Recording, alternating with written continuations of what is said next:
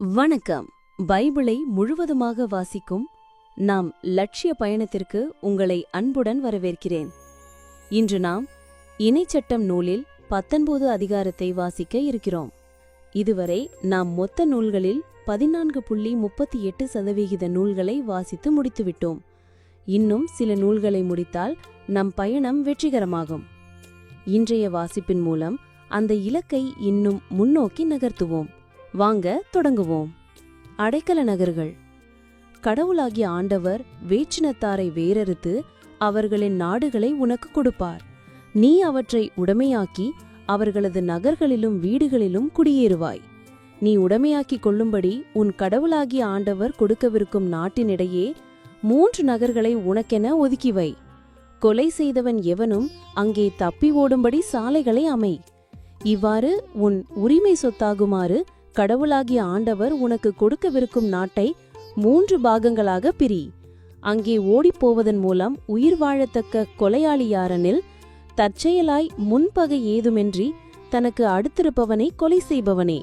சான்றாக, ஒருவன் மரம் வெட்டுவதற்காக தனக்கு அடுத்திருப்பவனோடு காட்டுக்குள் செல்கிறான்.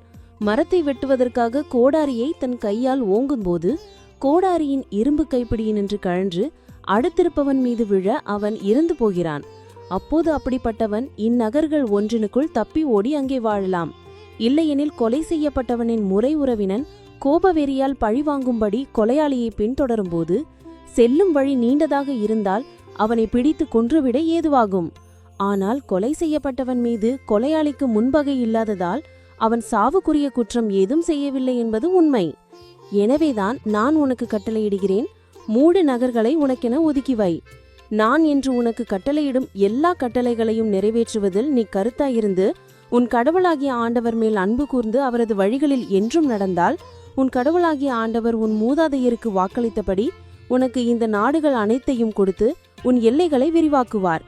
அப்போது இன்னும் 3 நகர்களை இந்த நகர்களோடு சேர்த்துக்கொள். இல்லையெனில் நீ உரிமையாக்கிக் கொள்ளும்படி உன் கடவுளாகிய ஆண்டவர் கொடுக்கவிருக்கும் நாட்டில் குற்றமில்லாதவனின் இரத்தம் சிந்தப்படுவதால் உன்மேல் இரத்த பழி வரலாம். ஆனால் ஒருவன் தனக்கு அடுத்திருப்பவனை பகைத்து அவனுக்காக பதுங்கி இருந்து அவனை தாக்கி அவனை வெட்டி சாகடித்த பின் இந்த நகர்கள் ஒன்றின்குள் ஓடி ஒளிந்தால் அவனது நகர் பெரியோர்கள் ஆள் அனுப்பி அங்கிருந்து அவனை கொண்டு வந்து கொலை செய்யப்பட்டவனின் முறை உறவினனின் கையில் அவனை ஒப்படைப்பார்கள். இரத்தப்பழிக்காக அவன் சாவான். நீ அவனுக்கு இரக்கம் காட்டாதே. குற்றமில்லாதவனின் இரத்தப்பழியை இஸ்ரேலிலிருந்து துடைத்துவிடு. அப்போது உனக்கு நலமாகும். வழிமுறை எல்லைக்கல். நீ உடைமையாக்கிக் கொள்ளும்படி உன் கடவுளாகிய ஆண்டவர் கொடுக்கவிருக்கும் உன் உரிமை சொத்தாகிய நாட்டில் முன்னோர்கள் குறித்துள்ள உனக்கு அடுத்திருப்பவனின் எல்லைக்கல்லை நகர்த்தி வைக்காதே. சாட்சிகளை பற்றிய விதிமுறைகள். ஒருவனது எந்த குற்றத்தையும் எந்த பழிபாவ செயலையும் உறுதி செய்ய ஒரே சாட்சியின் வாக்குமூலம் போதாது. 2 அல்லது 3 சாட்சிகளின் வாக்குமூலத்தையாலே அது உறுதி செய்யப்பட வேண்டும். ஒருவன் மேல் குற்றம் சுமத்தும்படி ஒரு பொய் சாட்சி முன்வந்தால் வழக்காடுகிற இருவரும் ஆண்டவரின் திருமுன் அன்றைய நாளில் ஊழியம் புரியும் குருக்களிடமும் நீதிபதிகளிடமும் வரட்டும். நீதிபதிகள் தீர விசாரிப்பர்.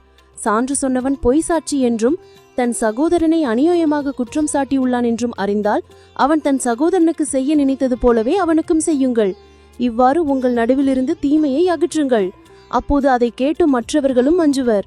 அத்தகைய தீச்செயலை உங்களிடையே எவரும் செய்ய துணியார். நீ அவனுக்கு இரக்கம் காட்டாதே. உயிருக்கு உயிர், கண்ணுக்கு கண், பல்லுக்கு பல், கைக்கு கை, காலுக்கு கால்.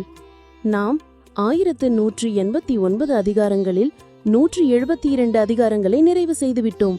இன்னும் சில அதிகாரங்களை வாசித்தால் முழு பைபிளையும் முடித்து விடுவோம். நாளை அடுத்த அதிகாரத்தை சந்திப்போம். நாள்தோறும் இந்த பயணத்தில் நீங்களும் பங்கேற்றால் பைபிளை முழுமையாக வாசித்து முடிப்போம். இது நம் வாழ்க்கையிலும் ஆன்மாவிலும் பெரிய மாற்றத்தை ஏற்படுத்தும். இந்த பயணம் உங்களுக்கு நம்பிக்கையும் சமாதானத்தையும் கொடுத்தால் இந்த வீடியோவை லைக் செய்யவும் சப்ஸ்கிரைப் செய்யவும் மறக்காமல் ஷேர் செய்து மற்றவர்களையும் இந்த பயணத்தில் சேருங்கள். நாளை மறக்காமல் வாருங்கள்.